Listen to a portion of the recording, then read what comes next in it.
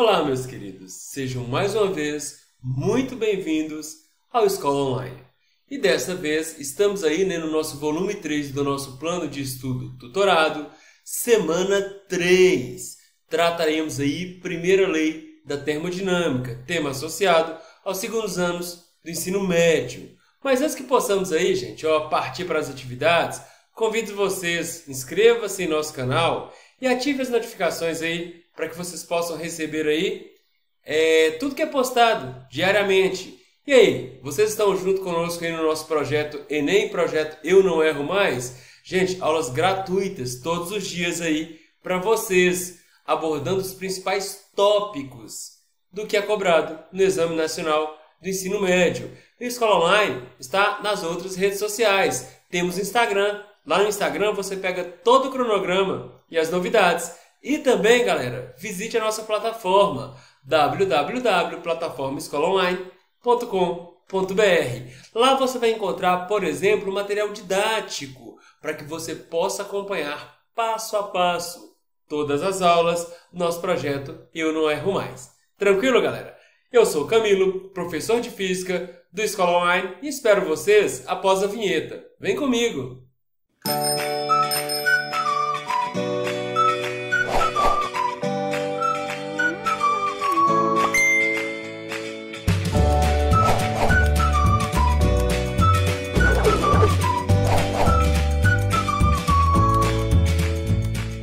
Perfeitamente. Nós vamos falar sobre a primeira lei da termodinâmica. E para isso, precisamos relembrar aí o conceito de quantidade de calor sensível.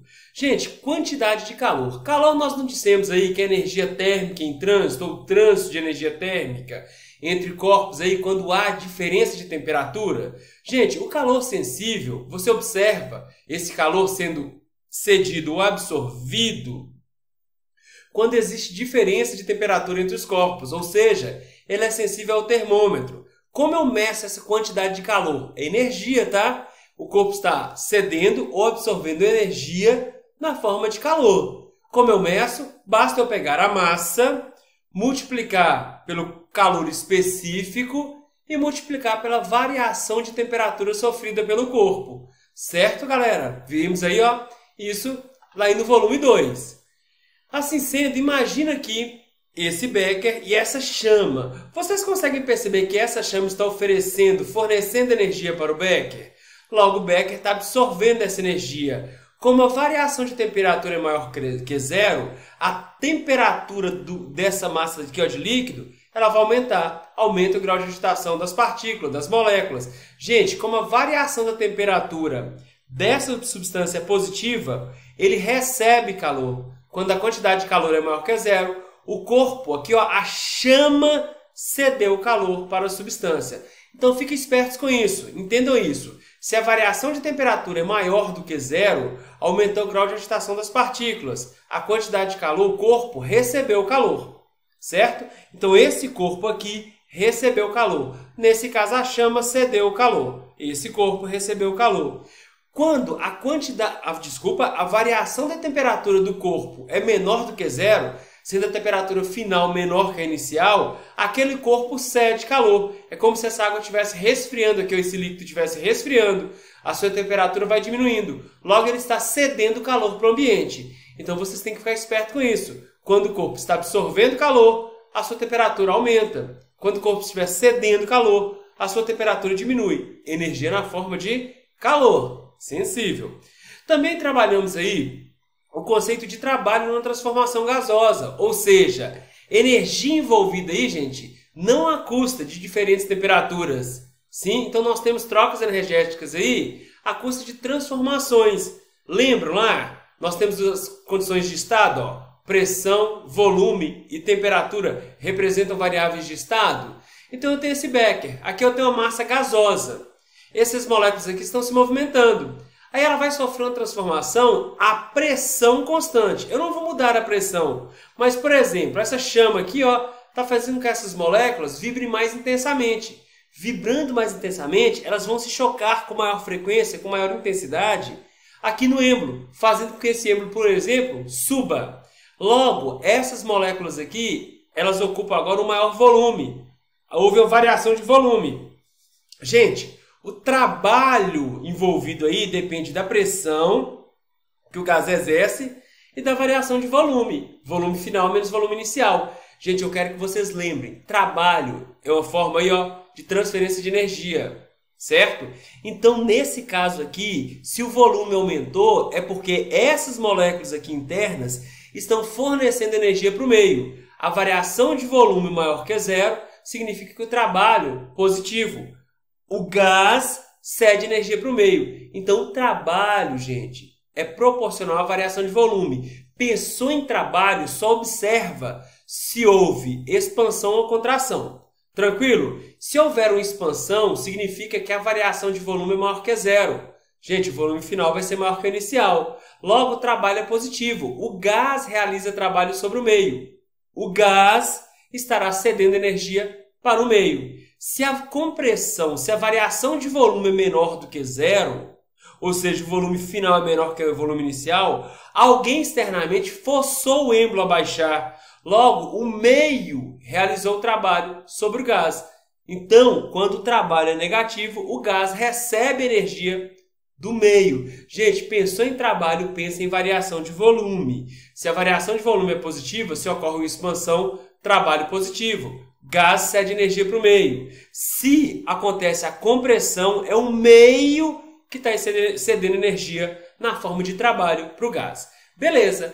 E aí, gente, nós vamos ter a tal da energia interna, a energia que fica aqui internamente ao gás.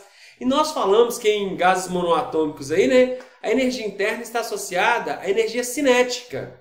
Como eu calculo a energia cinética? Basta multiplicar 3 sobre 2 do número de mols vezes a constante universal dos gases, vezes a temperatura. Então, galera, nesse caso aqui, por exemplo, eu estou aquecendo aqui esse gás internamente. Eu estou cedendo energia para esse gás, certo? Então, eu sei que a temperatura está aumentando, o termômetro está mostrando isso. Logo, a energia interna na situação 2 é maior do que a na 1. Houve aí uma variação de energia interna.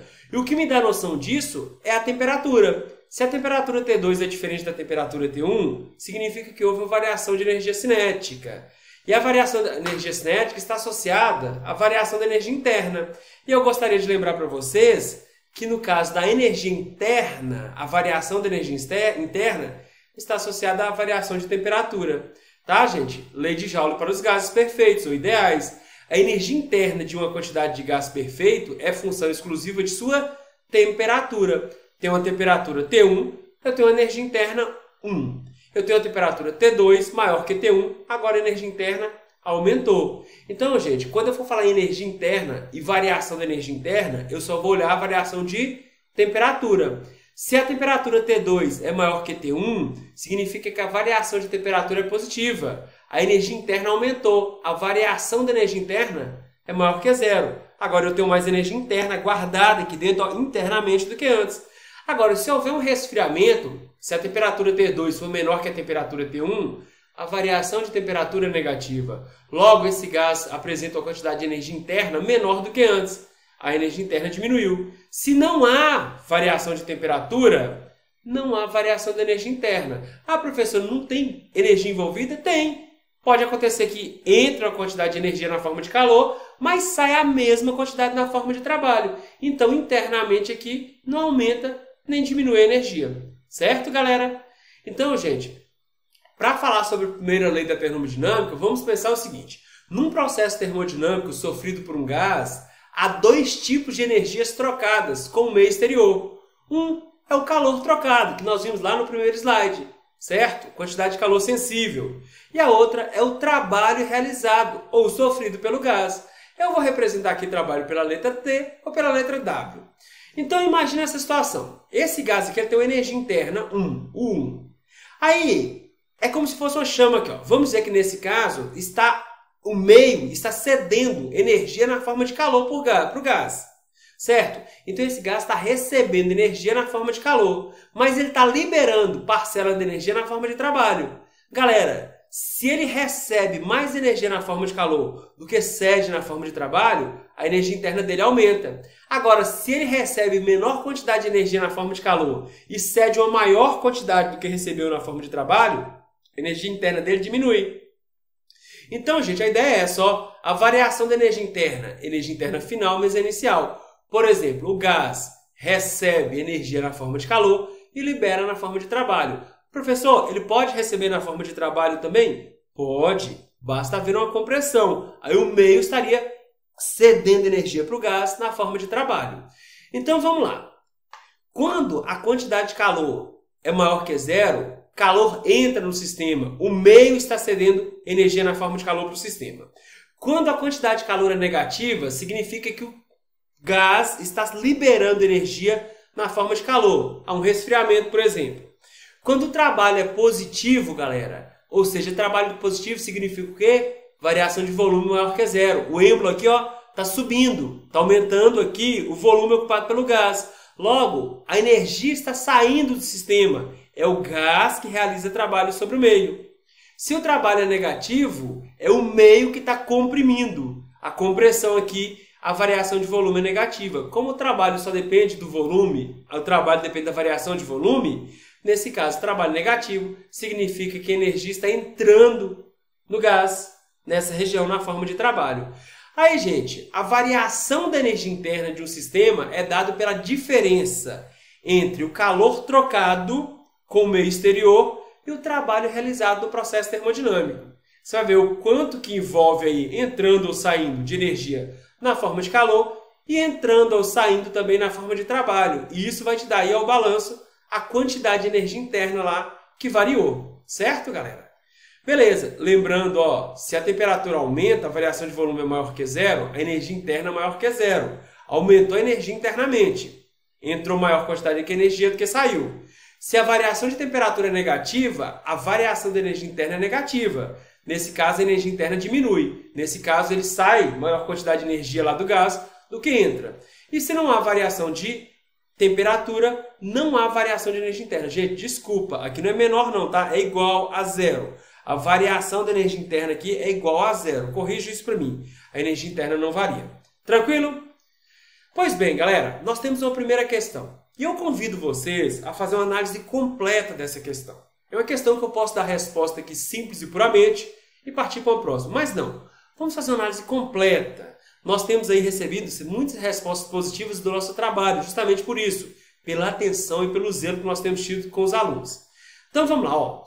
Um sistema adiabático é aquele que, gente, numa transformação adiabática, a troca de energia sob a forma de trabalho.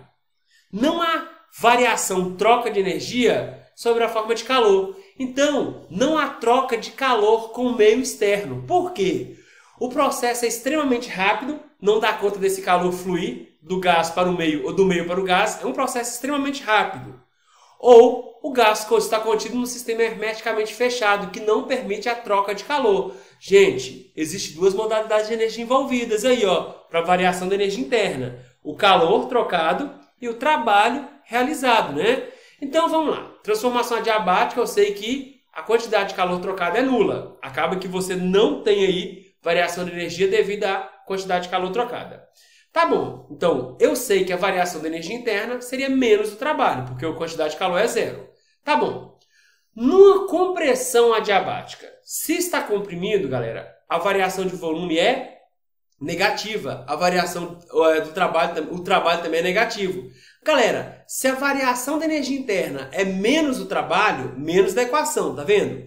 E o trabalho é negativo, fica menos vezes trabalho negativo. Menos vezes menos é mais. Ou seja, a energia interna é maior que zero. Na compressão adiabática, a temperatura aumenta. Há um aquecimento. Por quê? Porque o gás recebe energia do meio na forma de trabalho. Presta atenção, gente. Esse gás aqui, ó, tá vibrando com certa intensidade. Aí o meio, na forma de trabalho, joga energia para dentro dele. Como o meio cede energia aqui na compressão, essas moléculas absorvem essa energia na forma de trabalho, vibram mais intensamente. A temperatura tem que aumentar mesmo. Agora eu tenho uma maior quantidade de energia interna aqui. Vamos para uma outra situação, né? Energia vem do meio, na compressão. Agora, na expansão, ó, numa expansão adiabática, se acontece a expansão, a variação de volume é maior que zero. Então o trabalho é maior que zero. Pega a equação, ó, a variação da energia interna é igual a menos o trabalho para o processo adiabático. Só que o trabalho agora é positivo. Menos da equação vezes o trabalho, que é positivo, mais vezes menos dá menos. Então, a variação da energia interna é negativa. Se a variação da energia interna é negativa, significa que a temperatura diminuiu. Gente, mas é isso mesmo. O gás cede energia para o meio. Repara que aqui o gás está liberando energia na forma de trabalho para o meio exterior. Então, internamente, ele está perdendo energia. Ele vai ter, nesse processo de expansão, uma menor quantidade de energia interna aqui dentro do que antes. Logo, a energia sai do gás na expansão adiabática. Aí ele pergunta, um sistema adiabático é aquele que não há trocas de calor, da energia na forma de calor, entre o sistema e o meio. Ah, professor, você poderia ter respondido isso aqui, ó, nessa primeira elucidação. Gente, nós queremos que você entenda o processo. E é algo bem bacana e fácil de compreender. Esse é o zelo, esse é o cuidado, é valorizar a educação. Vamos lá? Atividade número 2. Diz o seguinte. Considere o caso abaixo e responda. Qual é a transformação sofrida pelo gás ao sair de um spray? As pessoas com asma geralmente utilizam broncodilatadores em forma de spray, ou mais conhecidos como bombinha de asma. Esses, por sua vez, precisam ser agitados antes da inalação, para que a medicação seja diluída nos gases do aerosol, garantindo sua homogeneidade e uniformidade na hora da aplicação. Podemos considerar o gás que sai do aerosol como sendo um gás ideal, logo sofre certa transformação em sua saída. Tá bom. Gente, aí nós vamos dizer o seguinte, aqui é um desodorante, um spray. Ao pressionar a válvula, o gás é expelido com uma velocidade muito alta, é muito rápido o processo. Isso faz diminuir a pressão do recipiente e, em consequência, a temperatura cai de maneira drástica. Gente, é um processo adiabático. O processo é tão rápido que o gás aqui não dá conta de trocar energia na forma de calor com o meio. E aí está acontecendo uma expansão. Esse gás aqui, ele está ocupando agora um volume externo aqui, ó, um volume maior. Nesse caso, repara, numa expansão adiabática, a variação de volume é maior que zero, é uma expansão. Como é adiabática, não há troca de calor com o meio, mas aí o trabalho é maior que zero, né? A variação da energia interna é menos o trabalho, ou seja, a variação interna seria menos vezes mais, trabalho positivo. Essa variação de energia dentro, aqui, internamente a molécula de gás é negativa, temperatura diminui. O gás cede energia para o meio aí, ó, na forma de trabalho. E aí, como ele cede energia, ele vai perdendo essa energia e vai diminuindo a sua vibração. Logo, isso aí chega na sua axila mais resfriado mesmo. Até o próprio recipiente se resfria. Mesma coisa do botijão de gás, quando você abre lá, se você colocar a mão, você vai perceber que o botijão de gás ele resfria. Porque o gás ali vai ocupar um maior volume, certo? Rapidamente no processo adiabático. Então, nesse caso aí, o processo é o quê? O gás sofre uma expansão adiabática. O processo é muito rápido. Tranquilo, galera? Vamos para a próxima questão? Próxima atividade, número 3. Um sistema contendo uma massa de gás ideal recebe 600 calorias de energia, na forma de calor, e realiza um trabalho de 420 joules. Sabendo que uma caloria equivale a 4,2 joules, qual é, em calorias, sua variação de energia interna? Tá bom, eu tenho aqui esse sistema, aí vamos dizer que ele é aquecido. Então aqui, galera, ó, ele recebe aqui, tá vendo essa setinha aqui? Mostra que está adentrando ao gás uma quantidade de calor. Então, se ele recebe uma quantidade de calor, o corpo recebeu calor. A variação, a quantidade de calor é positiva. Esse corpo está recebendo energia na forma de calor. 600 calorias. E aqui, desculpa, gente, o trabalho aqui são 420 joules. Troca aqui calorias por joules. Eu estou muito relapso. Então, aqui, ó. Aí, eu preciso transformar 420 joules, como está no enunciado, em calorias. Uma caloria equivale a 4,2 joules. Logo, dividir 420 por 4,2, eu terei 100 calorias em trabalho, né? 420 joules é o mesmo que 100 calorias. Logo, gente, outra coisa. Repara que ele fala que acontece aqui, ó, uma expansão, porque o trabalho é positivo, né? Se o trabalho é positivo, se ele realiza um trabalho sobre o meio, acontece uma expansão. A variação de volume é maior que zero. O trabalho é positivo. O gás realiza trabalho sobre o meio. Tá vendo? Realiza. o gás está cedendo energia para o meio. Então é o seguinte, esse cara está recebendo energia na forma de calor, mas está liberando na forma de trabalho, internamente. Vai ficar maior quantidade de energia? Ou essa energia interna vai diminuir? Vai depender do quanto que ele recebe e do quanto que ele cede. Nós temos aí que ele cede energia na forma de trabalho. Então vamos lá. A variação da energia internamente ao gás, é igual à quantidade de calor recebido, nesse caso, menos o trabalho realizado pelo gás.